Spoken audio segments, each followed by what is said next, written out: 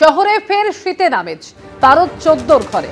কলকাতার সর্বনিম্ন তাপমাত্রা 14.5 ডিগ্রি সেলসিয়াস, গতকাল যা ছিল 14.4 ডিগ্রি, এবং প্রায় 14 দিন পর গতকাল তাপমাত্রা নেমেছিল 14 ঘরে।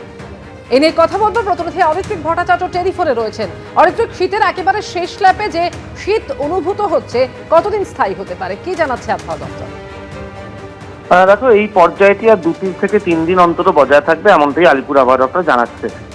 চলতি বছরে যেটা দেখা গেছিল যে অনেকটাই ঠান্ডা পড়েছে, এবং গত 24শে জানুয়ারি শেষ দেখা গেছিল 14 ঘরে কলকাতার সর্বনিম্ন তাপমাত্রা রয়েছে। তারপরে সেটা আস্তে আস্তে ধাপে ধাপে বাড়তে থাকে। গতকালকে প্রায় 14 দিন পর এই তাপমাত্রা 14.4 ডিগ্রি সেলসিয়াসে এসে পৌঁছয়।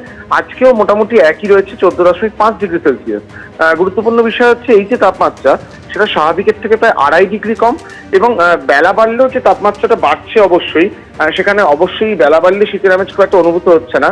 তা সত্ত্বেও যেটা দেখা যাচ্ছে, এই সময়ের যে স্বাভাবিক তাপমাত্রা, গতকালকে সর্বোচ্চ তাপমাত্রা তার থেকে 2 ডিগ্রির মতন কম ছিল। সার্বিকভাবে যেটা দেখা যাচ্ছে যে ফেব্রুয়ারির কিছুটা সময় অতিক্রান্ত হওয়ার পরেও শীতের আমেজ কিন্তু নতুন করে আবার ফিরেছে। সকাল এবং রাত্রির দিকে হালকা ঠান্ডা সেটা অনুভূত হচ্ছে। অন্যান্য জেলায় তাপমাত্রা আরো কিছুটা কম, এবং এই পরিস্থিতি আরো 2 থেকে 3 দিন অন্তত বজায় থাকতে পারে, এমনটাই জানাচ্ছে আলিপুর আবহাওয়া দপ্তর।